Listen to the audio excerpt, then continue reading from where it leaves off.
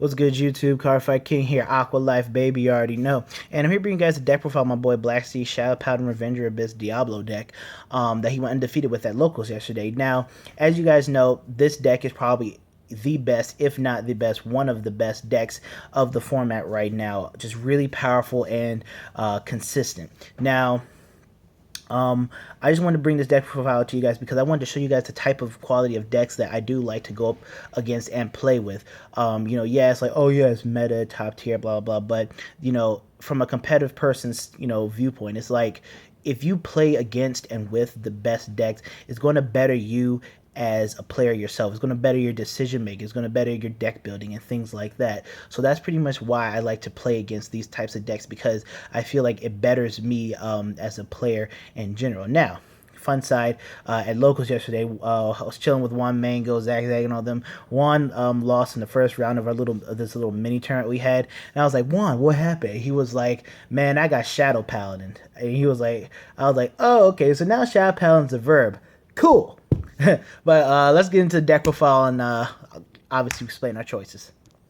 All right, guys. So for starter, is going to be Judge Bao Revenger. This is probably I consider him the best starter in the game right now, for what he does. In general. So what he does is when you boost a unit with Phantom in its name and it hits a Vanguard or Rear Guard, you get to push him into Soul and Superior Call 2 grade 1 or less cards. Not Revengers, just cards to the field in rest position. So this guy is infamous for getting out Sword Breakers. So not only do you get 2 boosters, but you also get to use Sword Breakers ability and Soul Blast, a card and draw one. So you're not only plussing 2 to your field, but you go +2 to your hand. So he's just a really, really great starter. And then we run the very standard Revenger trigger lineup: 8 crit, 4 draw, and 4 heal. Nothing else to say about that. On to grade 1. Alright, guys, so for grade 1, we run 4 copies of Dorant, because we run the Blaster Dark Dorant unflipping engine. Is really good. It actually saved him in the tournament, a little mini tournament against me yesterday. He was able to unflip a damage after striding into Diablo, so he could use Diablo's skill again and take the game. So it was a pretty clutch top deck, but nonetheless, this unflipping engine is good, especially since this deck does counterblast quite a bit. 4 perfect guards. We run pretty much a lot of Revengers in this deck because we do like to get that Abyss re-stand off going off quite often. So yeah, we're running the Revenger one, so it's pretty standard. Next, we run 3 copies of the Masquerade, the 10k attacker. Really solid card in general. Early rush game, and since this deck does tutor out grade 1s a lot, and we run 15 grade 1s, this deck does tutor out grade 1s a ton. It's nice to have that nice attacker, and knowing that we can Superior Call a really good attacker. And then we run 2 copies of Swordbreaker. Swordbreaker, like I said, when it's called from now, if you draw into it or damage check it, or drive check it, kind of sucks because you can't use its effect now. But when it's Superior Call from the deck, Soul Blast 1, draw a card. Which is why we run Judge Bao. So early game, we're riding to grade 3. Hopefully we don't see this card until we hit with Judge Bao. But yeah. And then we have Dark Heart Trumpeter, really good card from the Legend deck. So what it does is when it's called to the rearguard circle at GB1, you Soul Blast a card, Superior Call a grade 1 from your deck. Not in rest, you can use Superior Call it in stand position. So that's a very good card. You can set up a 17k column with this card and Masquerade. You can get a nice plus to your fields by setting up a booster with this Dark Heart into Blackwing, Soul Blast 1, draw card. This card just creates a lot of combos in the deck, so it's a very solid card. Alright, on to grade 2. Alright, guys, so for grade 2, we run 4 copies of Blaster Dark Abyss. To me, he's probably one of the best early game grade 2s in the game right now. Just because his ability of, if you have a Revenger Vanguard, counterblast 1 when it's called to the rearguard circle and blow up a grade 1 or less. This guy kills your starters, which also improves the guarding decisions, as Shadow Paladin players generally have, because early game you kill that starter, they have to ride into grade 2 or whatever the case may be.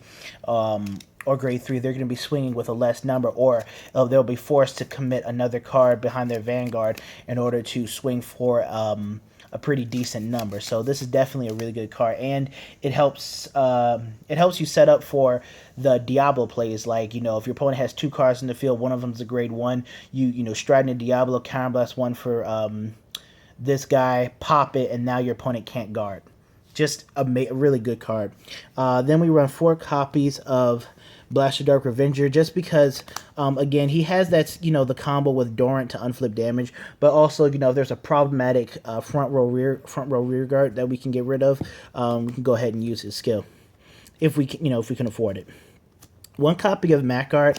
Vanguard's pretty good, but this deck, with the update from the Legend deck, Judge Bound, things like that, I feel like, and some of the Stride units, that this deck builds up a field quite consistently and quite fast enough that even though when we Legion with Abyss and this guy goes off, he's not as necessary, at least in this build, as he is in other builds, but we do probably want to try and incorporate another one into the deck. But for right now, we're running Willie, the new one, what's his name, Willie?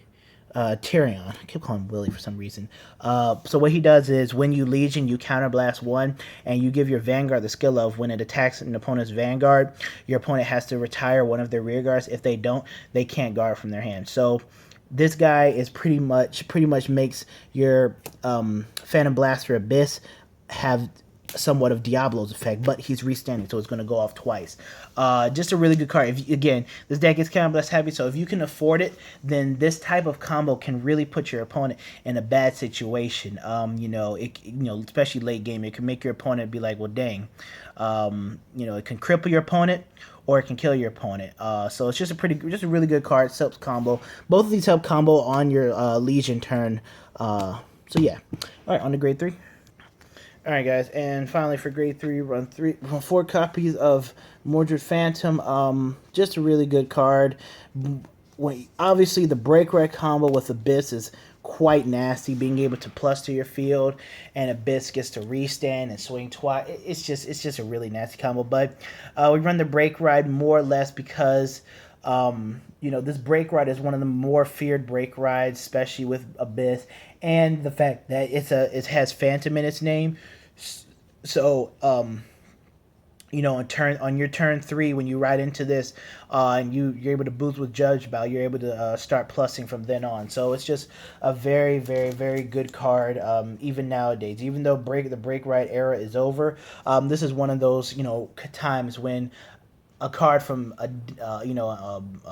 previous era still makes a lot of noise. And then we run the best grade 3 in the deck, Phantom Blaster Abyss.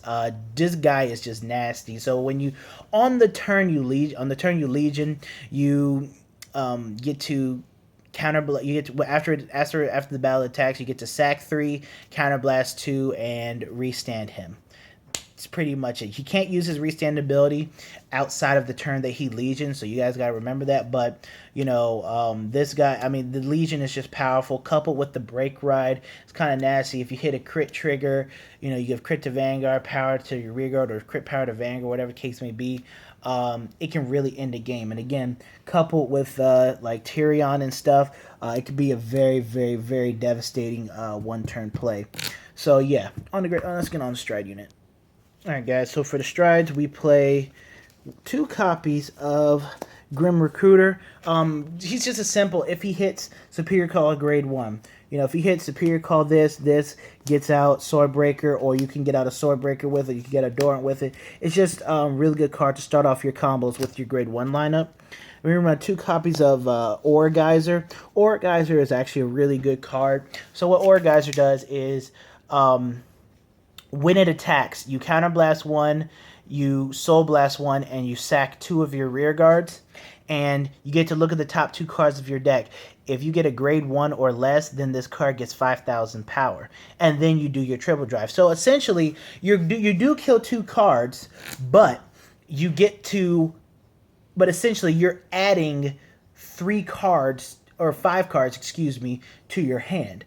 So you can attack with 16 here, and then attack with Aura Geyser, sack those 2, and add 2 to hand, gain some power, and then drive check 3 cards. So this guy is actually a really good card. Gets you the GB2 if you're playing them Claret Sword builds, but this guy is really good. And Aura Geyser Damned is coming out soon, so I don't know if Black Sea's going to be getting any more copies of Aura Geyser. But so far, 2 is working out in this build because we run 4 copies of the Stride you get in the Legend deck.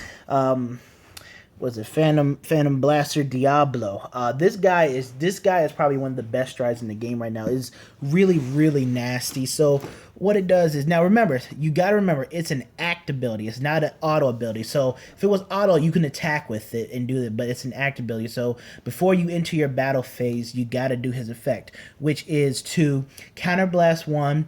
Persona flip. He gains 10,000 power into crit. Then when you do attack, you have the option. He will still gain a crit even if you can't sack 3, but you sack 3 and your opponent has to sack 2 of their rear guards before they can block. If you can't sack 3, then he'll just be a 36k plus crit vanilla swinging at your opponent's Vanguard, which is actually kind of good in some situations, like, you know, your field's locked up, but you know they don't have a perfect guard, they got a small hand. You can go into this guy, unflip 1, gain 10,000 and an extra critical, and still swing on your opponent's Vanguard.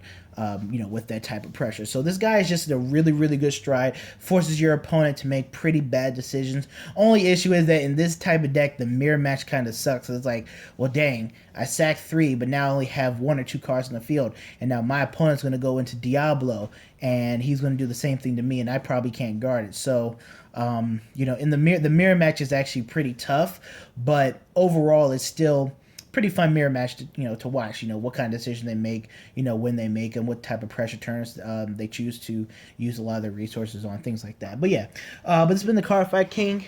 I'll be doing some more videos, some discussion videos and things like that later on, but I'm out. Peace. Aqua Life, baby.